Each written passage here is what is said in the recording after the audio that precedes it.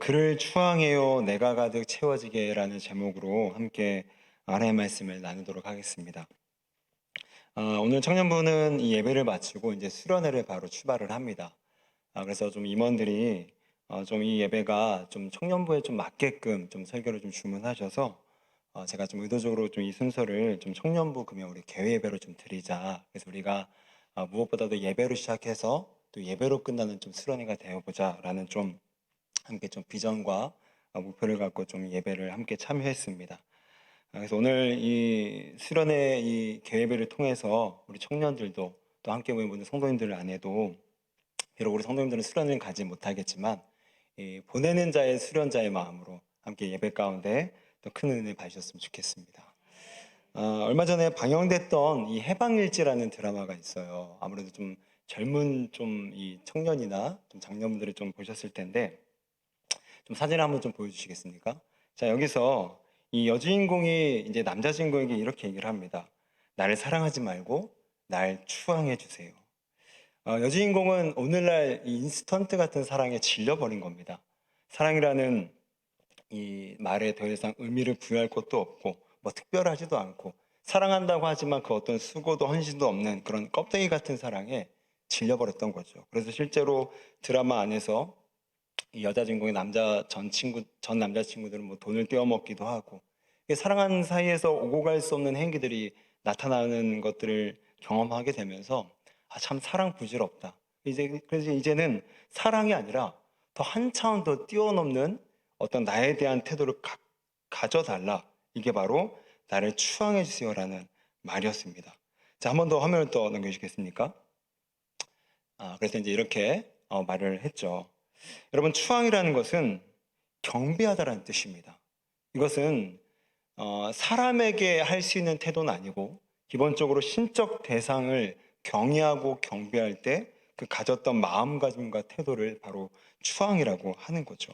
그런데 이 그녀는 이제는 연애도 사랑도 도저히 채울 수 없다는 것을 경험했기 때문에 사랑이라는 이미 실체가 없어져 버린 개념으로는 이 사랑을 뭐랄까요, 남녀가 도저히 만족될 수 없기 때문에 이제는 사랑보다 또 한 차원 높은 태도와 마음가짐으로 나를 대해주세요. 이게 뭐라고요? 추앙이라는 겁니다. 여러분들, 이것은 우리 신앙에도 사실 시사하는 부분이 굉장히 많습니다. 우리가 오늘날 교회에서 은혜 받았습니다, 사랑합니다 라는 말들이 매우 많이 공포되고 선포되지만 또 쓰이지만 그 안에는 어쩌면 실체 없이 너무나 흔하고 값싼 표현이 돼버렸다는 것이죠. 거기에는 어떠한 특별한 의미도 부여되지 않는 것 같습니다. 헌신 없는 사랑, 순종 없는 사랑, 행위 없는 사랑, 말뿐인 사랑만이 난무하고 가득 차서 이제는 하나님 사랑이요라는 말에 듣는 자나 말하는 자나 그 어떤 의미 부여를 하지 못하는 이 시대가 바로 우리의 시대인 것 같습니다. 그래서 이제는 우리도 이런 흔한 사랑을 뛰어넘어서 하나님 사랑합니다가 아니라 하나님만 사랑합니다, 하나님도 사랑합니다가 아니라 하나님만 사랑합니다라는 이 추앙적인 자세가 필요하다는 것이죠. 근데 여러분, 우리가 하나님을 추앙하게 되면 받는 복이 있어요. 그것은 바로 하나님께로부터 체험을 받는다는 겁니다. 여러분, 사람은 하나님께로 나왔습니다. 그리고 지금도 하나님께로 전적으로 공급받습니다. 그러므로 성경 시편의 저자의 기록처럼 하나님을 가까이함이 내게 복이라, 하나님을 가까이함이 내게 복이라. 하나님을 추앙하고 하나님을 가까이하고 하나님을 경외하게 되면 도리어 이 경외하는 자가 체험을 받게 되는 놀라운 복을 경험하게 된다는 것이죠. 그래서 오늘은 이 사람이 하나님을 추앙하게 될 때, 성도가 신앙으로 하나님을 경배하게 될 때 어떤 체험을 받을 수 있는지를 함께 오늘 이 청년부 수련회 주제를 통해서 함께 맞추어서 살펴보고자 합니다. 자, 화면을 한 번 더 넘겨주시게 되면 이번 청년부 수련회는 3시로 진행이 됩니다. 목요일은 크리에이터, 그래서 창조의 하나님을 추앙하라, 우리가 가득 채워질 것이다. 금요일은 크로스, 십자가의 사랑을 추앙하라, 우리가 가득 채워질 것이다. 토요일은 크리스찬, 그리스도의 인격과 삶을 추앙하라, 세상을 가득 채울 수 있을 것이다. 그래서 이 3시 주제에 맞춰서 우리도 오늘 이 세 개의 대지를 통해서 어떻게 하면 우리가 하나님을 경외하게 될 때, 추앙하게 될 때 도리어 우리가 체험을 받게 되는지를 함께 좀 살펴보고자 합니다. 자, 첫 번째는요. 창조주 하나님을 추앙하게 되면 우리의 내면이 채워지게 된다는 겁니다. 화면 내려주셔도 됩니다. 창조주 하나님을 추앙하게 되면 우리의 내면이 채워지게 된다는 거예요. 자, 우리 1절 말씀을 보실까요? 여호와 우리 주여, 주의 이름이 온 땅에 어찌 그리 아름다운지요, 주의 영광이 하늘을 덮었나이다. 자, 오늘 이 시편을 기록한 저자는 다윗입니다. 다윗은 창조 세계를 바라보며 하나님의 영광과 위엄을 발견하게 돼요. 도저히 나타낼 수 없는 그 하나님의 영광과 그 위엄이 이 자연의 깃든 모습을 바라보게 되면서 자연이 다 품을 수 없는 그 능력과 주권과 위엄을 묵상하며 지금 하나님을 찬양하고 있는 겁니다. 창조주 하나님을 찬양하는 거죠. 그래서 다윗은 이 창조주 하나님을 나의 왕으로 인정합니다. 여호와 우리 주여. 여러분, 여기서 주라는 말은 아도나입니다. 이 주인, 주권자 이런 뜻인데요. 그러니까 지금 다윗은 객관적인 창조주 하나님은 사적인 나의 왕이라 이렇게 지금 고백을 하고 있는 거예요. 여호와 우리 주여. 이렇게 다윗은 하나님을 창조주 하나님으로 추앙하게 됩니다. 그랬더니 다윗이 어떻게 체험을 받습니까? 우리 2절입니다. 자, 우리 2절 말씀. 주의 대적으로 말미암아 어린 아이들과 젖먹이들의 입으로 권능을 세우시며 이는 원수들과 보복자들을 잠잠하게 하려 하심이니이다.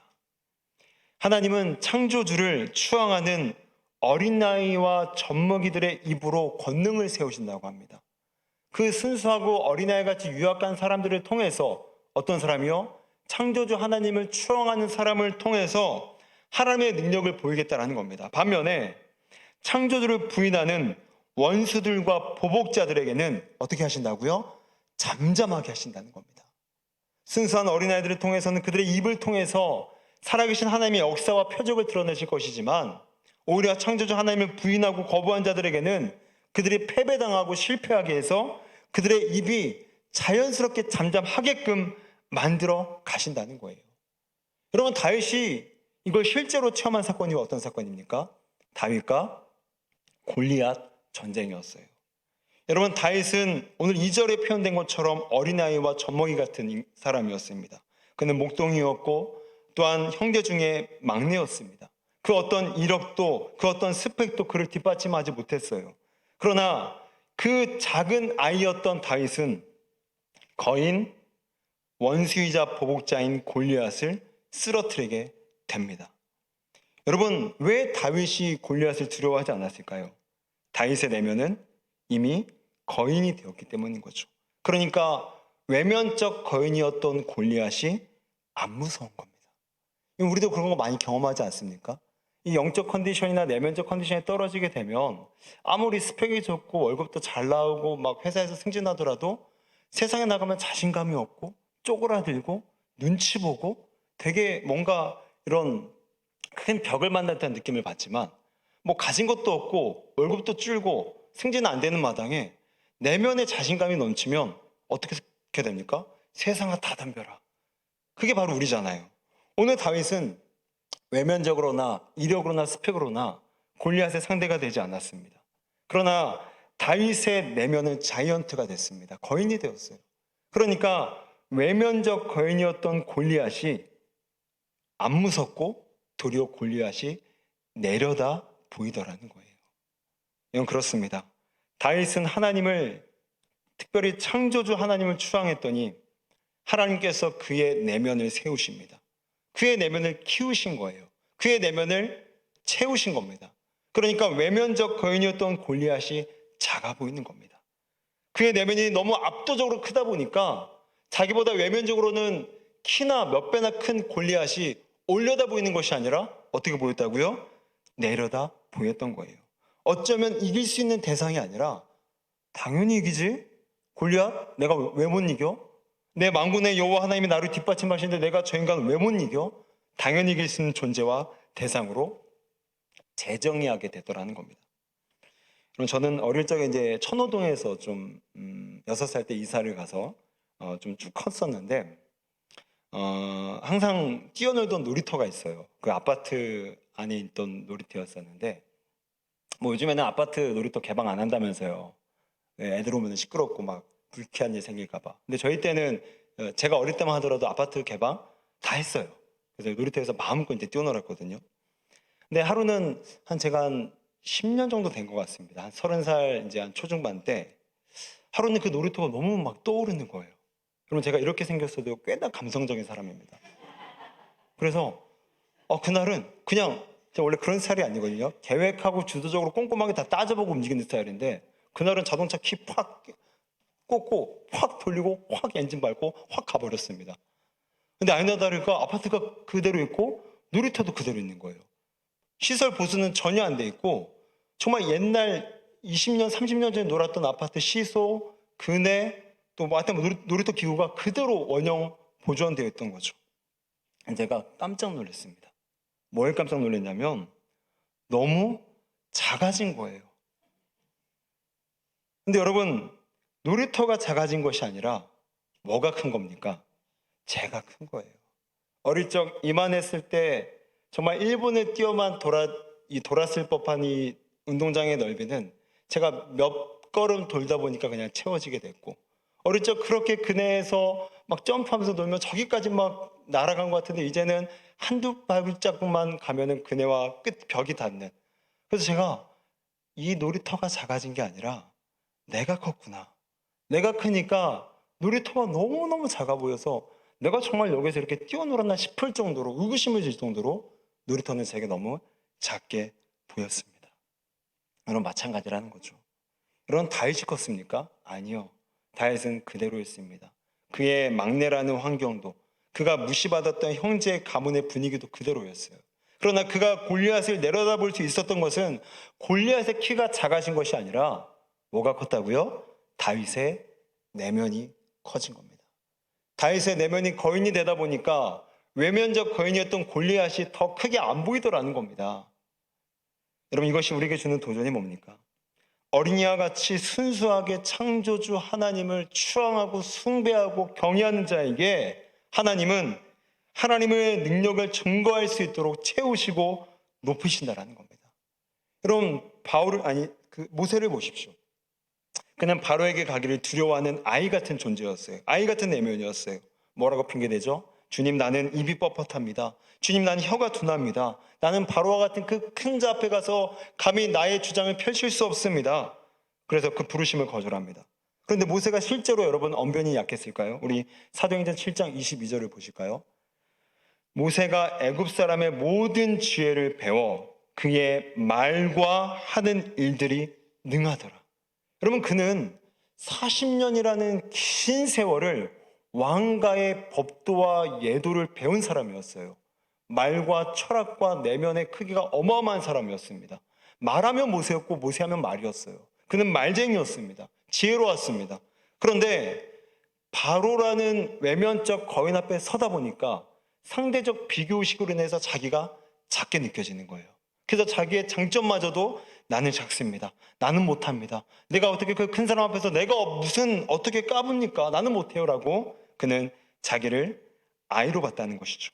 그러나 모세가 하나님의 끊임없는 설득과 또 하나님의 부르심의 끊임없는 보여주심을 통해서 모세는 내면이 거인이 되었습니다.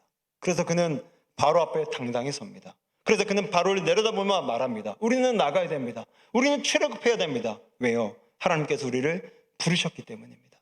여러분 기도원도 마찬가지예요. 기도원은 하나님으로부터 미디안을 정복하라는 부르심을 받습니다. 그랬더니 기도원은 뭐라고 핑계댑니까?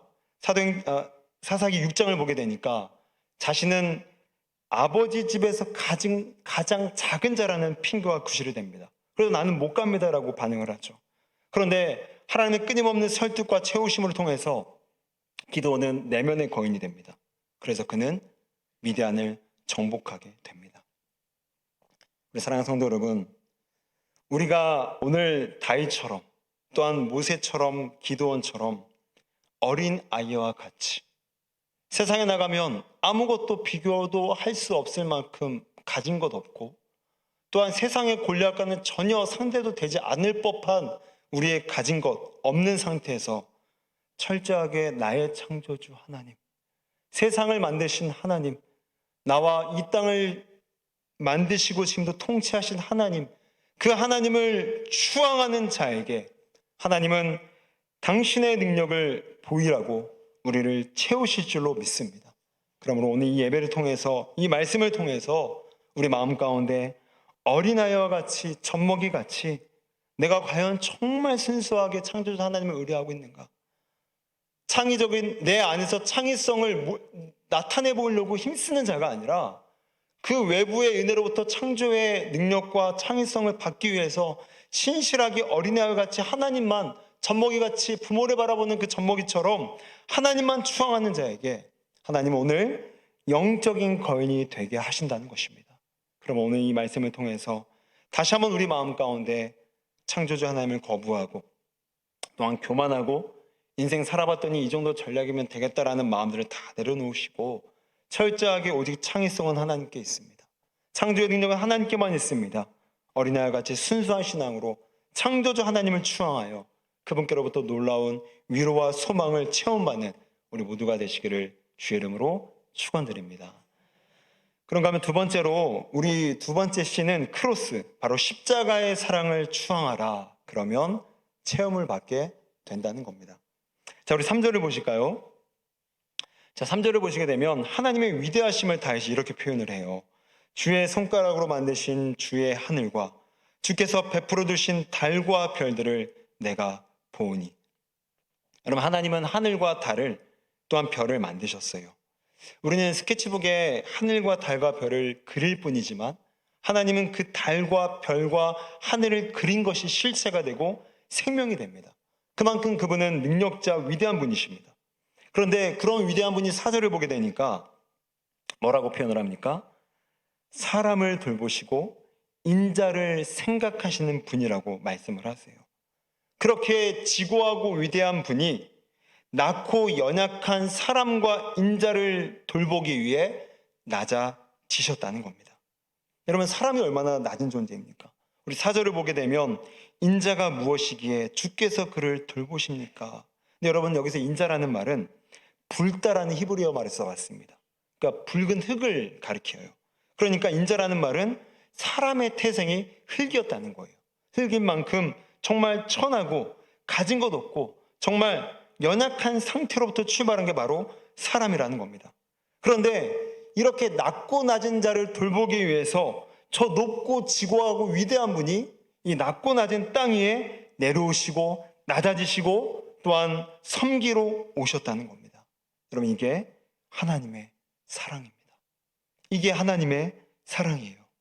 원래 낮았던 분이 동일한 계열이었던 낮은 사람을 사랑한 것이 아니라 정말로 높아서 비교할 수 없는 그 창조주의 높은 분이 우리를 사랑하고 우리를 섬기고 우리를 돌보기 위해서 이 낮고 낮은 땅에 내려오셨다는 것이 바로 하나님의 위대한 사랑입니다. 여러분, 질문 하나 드릴게요. 제가 예전에도 한번 설교 때 드렸던 질문인데, 여러분, 개를 좋아하십니까? 오늘날 개를 싫어한다고 하면 큰일 납니다. 따당합니다. 개를 좋아하십니까? 좋아하실 거예요. 여러분, 답을 하니까 제가 답을 유도하지 않습니까? 이렇게 설교자를 힘들게 하시면 안 돼요. 그럼 두 번째 질문 드립니다. 그럼 여러분, 개를 좋아하신다면 여러분은 개가 개로 될 수 있습니까? 아니요. 목사님, 개 좋아하죠. 먹는 것도 좋아하고 키우는 것도 좋아하죠. 그런데 저는 개가 될 만큼 사랑하지는 않습니다. 이게 우리의 보편적인 의식일 거예요. 여러분, 그런데 하나님은 마치 비유지만 도저히 내려올 수 없는 그 땅, 내려올 수 없는 그 존재로 하나님은 마치 개가 사람이 된 것처럼 하나님은 인간이 되셨어요. 여러분, 이게 바로 십자가의 사랑이자 낮아지신 성육신적인 사랑이라는 거죠. 여러분, 다윗은 이 사랑을 발견하는 순간 하나님을 추앙할 수밖에 없었습니다. 그냥 곁에서 들리는 사랑이라는 보편적이고 인스턴트 같은 사랑이 아니라 세상에 없는 사랑을 발견할 때 다윗은 오늘 그 하나님을 추앙할 수밖에 없었어요. 그래서 다윗이 어떤 삶을 살아갑니까? 그 역시도 자기가 추앙했던 하나님처럼 자기를 찾아온 사람들을 돌보고 낮아지는 인생을 살아갑니다. 여러분 원래요, 사람은 추앙하는 존재를 닮기 마련입니다. 우리가 돈을 추앙하면 돈을 닮아요. 우리가 욕심을 추앙하면 욕심을 닮습니다. 우리가 이력을 추앙하면 이력을 닮아요. 우리가 하나님을 추앙하면 누굴 닮습니까? 하나님을 닮아요. 하나님의 나 자신 사랑을 추앙하다 보니까 다인 역시도 그 역시도 낮고 천한 인생들을 돌보는 인생을 살아가기 시작합니다. 그것이 바로 우리가 잘 아는 아둘람 굴에 모인 400명을 돌보기 시작합니다. 자신이 추앙하는 하나님이 섬기는 존재다 보니까 자기 역시도 자기를 향해서 모여든 사람들을 내치지 않고 낮아져서 그들의 눈높이에 맞춰서 그들을 채우고 섬기는 인생을 살기 시작했다는 겁니다.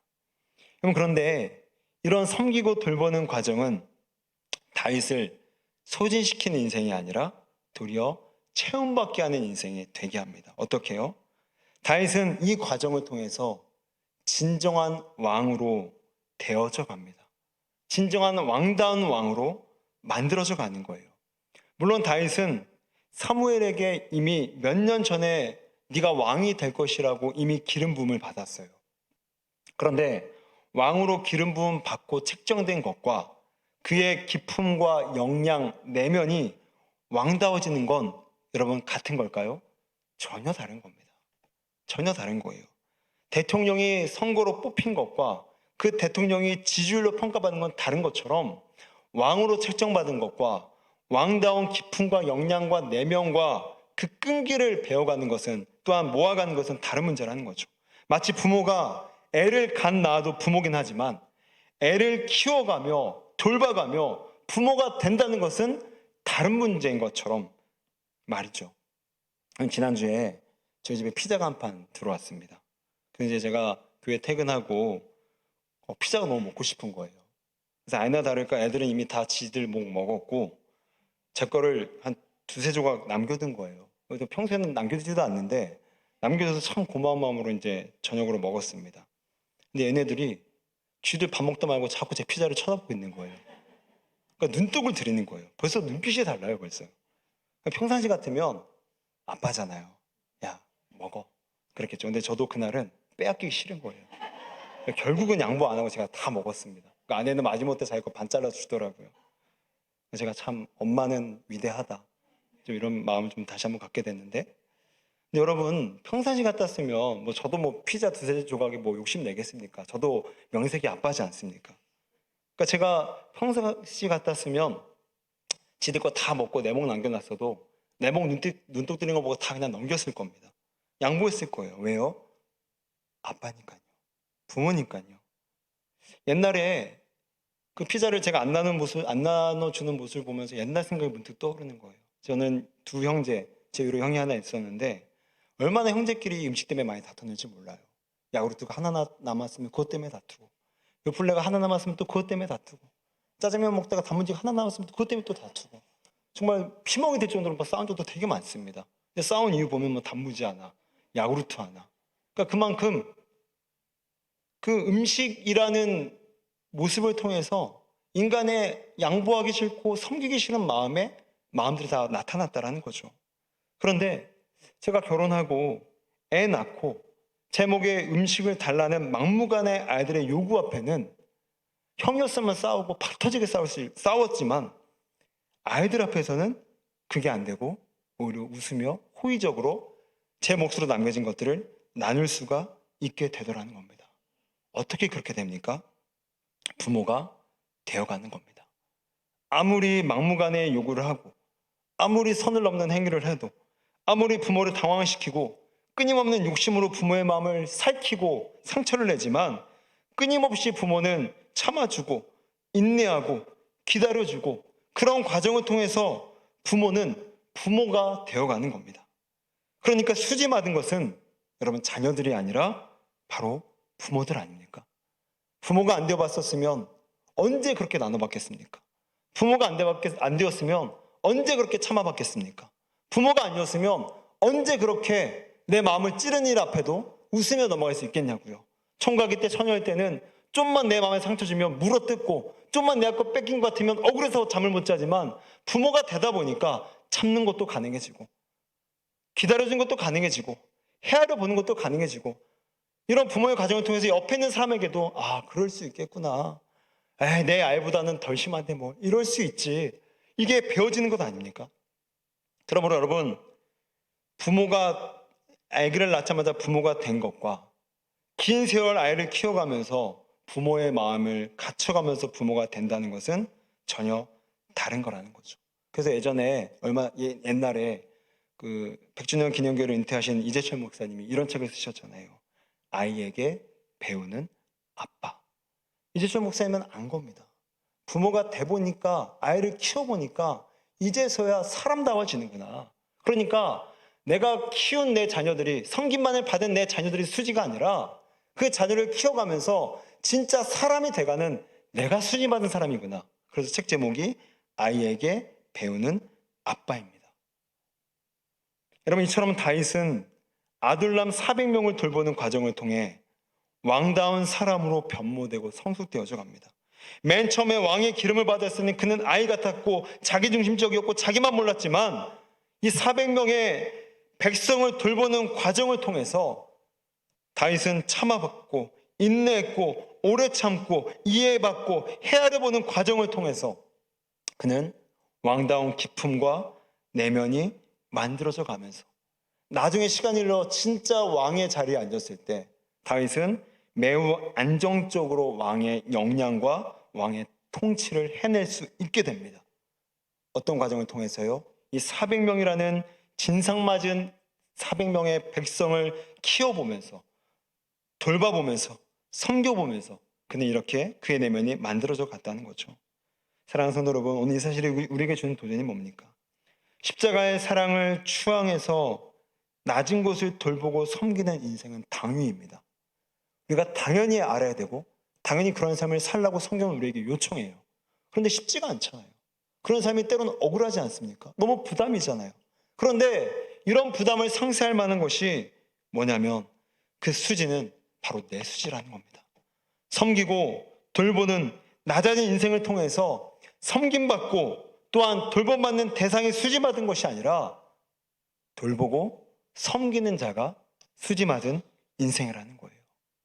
오늘 이제 또 예배가 끝나고 청년부가 이제 수련을 떠나지만, 여러분 임원들, 우리 청년부 임원들 이 수련회 준비 들어간다고 몇 주간, 몇 달 이상을 맨날 집에 늦게 들어가고 토요일에 늦잠 자고 싶은데 일어나서 답사 가야 된다고 얼마나 고생한지 모릅니다. 근데 여러분 이게 답니까? 앞에 선 사람들은 또 욕을 먹잖아요.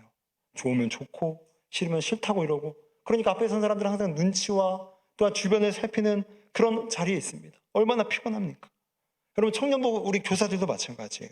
교사로서 의무와 책임감에 짓눌리기도 합니다. 주일에 어떤 날에는 교사하고 청년부 올 때는 시간이 안 돼서 밥도 못 먹고 와서 또 청년부를 섬깁니다. 그러니까 얼마나 지치고 피곤한 자리입니까? 그런데 제가 이들에게 약속하고 이들에게 보여주는 모습은 뭡니까?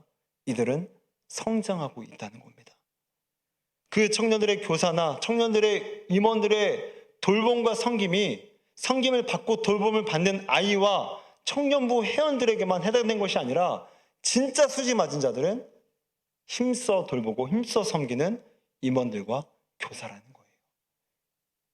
여러분 이것은 우리에게도 마찬가지입니다. 우리는 각자의 자리에서 하나님께 섬김의 당위를 요구받습니다. 너 가정에서 섬겨야 된다. 너 직장에서 섬겨야 된다. 너 사업장에서 섬겨야 된다. 너 교회에서 섬겨야 된다. 근데 그 당위 앞에서 우리는 억울해합니다. 왜 주님 나는 섬겨야만 됩니까? 왜 나는 받지 못합니까? 그러나 하나님의 의도는 섬기는 자에게 더 주기를 원하신다는 거예요. 섬기는 자만 누릴 수 있는 영광이 있다는 겁니다. 섬기는 자만 누릴 수 있는 특권이 있다는 거예요. 섬기는 자만 누리는 수지가 있다는 겁니다. 그러면 이제는 여러분 십자가의 사랑과 돌봄을 부담이거나 억울함이거나 왜 나만이냐고 항의하는 인생이 아니라, 주님 제가 수지 맞을 자리네요. 주님 내가 보상받을 자리네요. 주님 내가 더 커질 자리네요 라는 그런 마음으로 십자가의 사랑을 추앙하는 저와 여러분들 되시기를 주의 이름으로 축원드립니다. 자, 우리 마지막으로 우리 세 번째, 예수 그리스도의 인격과 삶을 추앙하라는 겁니다. 그러면 우리에게 체험이 있고 더군다나 세상을 채울 수 있다는 거예요. 자, 우리 5절 말씀을 보실까요? 그를 하나님보다 조금 못하게 하시고 영화와 종기로 관을 씌우셨나이다. 아까 4절에서는 얼마나 인간이 연약하고 천한 존재인지를 흙이라는 그 태생을 통해서 보여줬습니다. 근데 5절에 보게 되니까 분위기가 완전 급변하게 됩니다. 하나님보다 조금 못한 존재가, 그만큼 위대한 존재가 누구라고요? 인간, 바로 우리라는 겁니다. 다시 말해 하나님 앞에서는 인간은 비교할 수 없는 한낱 흙과 같은 존재이지만, 반면에 피조물 앞에서는 인간은 하나님의 질서와 하나님의 통치를 위임받은 왕과 같은 존재라는 겁니다. 그래서 하나님은 왕권을 인간에게 위임하셨고, 그래서 6절에서 8절을 보게 되니까 주의 손으로 만드신 것을 다스리게 하시고 만물을 그의 발 아래 두셨으니 곧 모든 소와 양과 들짐승이며 공중의 새와 바다의 물고기와 바닷길에 다니는 것이니이다. 무슨 말입니까? 통치할 수 있는 왕권을 위임하셨다는 겁니다. 그러니까 인간은 하나님 앞에서는 연약한 피조물 중에 하나지만 피조물 앞에서는 왕권을 위임받은 존재요, 피조물의 대표요, 왕적인 권한을 행사할 수 있는 위대한 존재라는 겁니다. 피조물을 통치하고 만물을 회복시킬 왕권을 받은 자로 하나님께 위임받은 게 바로 저와 여러분들이라는 거예요. 그런데 지금 우리가 돌보고 회복시켜야 될 이 세상의 상태가 어떻습니까? 어두워졌고 썩어 문드러졌고 부패했습니다. 그래서 이 어둡고 부패한 세상을 회복시키기 위해서는 어두운 곳에 빛 붙이고 부패한 곳에 소금과 같은 정화의 역할이 필요하다는 겁니다. 이 역할의 롤모델이 바로 예수 그리스도입니다. 그리스도가 이 땅에서 보이셨던 그분의 인격과 삶, 즉 빛과 소금 같은 삶을 추앙하게 될 때 우리 역시도 우리에게 돌보라고 맡기신 이 땅을 회복시키고 채울 수 있다는 거죠. 그래서 마태복음 5장 13절 14절에서 예수님은 우리에게 이렇게 명령하십니다. 너희는 세상의 소금이니 소금이 만일 그 맛을 잃으면 무엇으로 짜게 하리요? 후에는 아무 쓸데없어 다만 밖에 버려져 사람에게 밟힐 뿐이니라. 너희는 세상의 빛이라. 산에 있는 동네가 숨겨지지 못할 것이요. 여러분, 여기서 눈여겨봐야 할 단어가 세상입니다. 세상. 여러분, 예수님은 세상의 소금이라고 했고 세상의 빛이라고 했습니다. 다시 말해 우리 그리스도인들이 빛과 소금으로 살되 우리가 소금과 빛으로 존재해야 될 영역은 교회가 아니라 세상이라는 거예요. 그런데 오늘날 문제는 소금과 빛이 교회 안에만 있다는 겁니다. 소금과 빛은 세상으로 흩어져 존재할 때만 참다운 소금과 제 기능을 할 수 있는 빛이 됐는데 교회 안에만 있다 보니까 교회의 소금, 교회의 빛으로 전락한다는 거죠. 여러분, 교회의 소금이 뭐가 문제입니까? 교회 안에서 소금의 역할이 필요하지 않다는 게 아니에요. 교회의 소금이 제가 말씀드린 의미는 교회 안에서 자신이 교회의 다른 식구들보다 더 소금 같다고 여기기에 교회의 나머지 모든 식구들을 다 썩고 부패한 존재로 정죄합니다. 교회의 빛은 어떻습니까? 교회의 빛은 교회 안에서 자신이 다른 사람들보다 더 빛난 인생이라고 여기기에 교회의 나머지 식구들을 다 어둠으로 정죄하고 취급합니다. 이렇게 교회의 소금과 교회의 빛은 교회의 다른 식구들보다 자기가 더 우월해지려고 애를 씁니다. 그래서 이들에게 나타나는 모습은, 공통점은 정죄와 남 탓입니다. 소금처럼 자기만 더 튀어야 되고 빛처럼 자기만 빛나야 되기 때문에 나보다 더 튀고 나보다 더 빛나는 사람들을 경계합니다. 그래서 조금만 더 경계가 심해지면 정죄하고 남 탓하며 그들을 어둠과 그들을 부패의 상징으로 끌어내립니다. 이렇게 교회가 안에서만 소금, 안에서만 빛의 역할을 감당할 때 세상은 교회가 어둡다고 조롱합니다. 세상은 교회가 썩고 부패했다고 혐오합니다. 그래서 예수님은 우리에게 너희는 교회의 소금, 너희는 교회의 빛이 아니라 너희는 세상의 소금, 너희는 세상의 빛이 되어야 된다. 교회 안에서 누가 키가 더 크냐라는 우월감 전쟁이 아니라 누가 더 소금 같고 누가 더 빛 같은지 서로 키재기하는 이 다툼이 아니라 교회 밖을 나가서 세상에서 크리스찬처럼, 그리스도인처럼 빛과 소금, 즉 세상의 빛, 세상의 소금이 되라고 오늘 우리에게 요청하시는 겁니다. 사랑하는 성도 여러분, 여러분은 어떠십니까? 여러분은 세상에서 소금과 빛의 역할을 감당하고 있으십니까? 아니면 내가 더 교회에서 소금이 돼야지, 내가 더 교회에서 빛이 돼야지라며 우월감 섞인 전쟁을 하고 있지는 않으십니까? 오늘 간절히 소망하는 것은 우리는 세상의 소금입니다.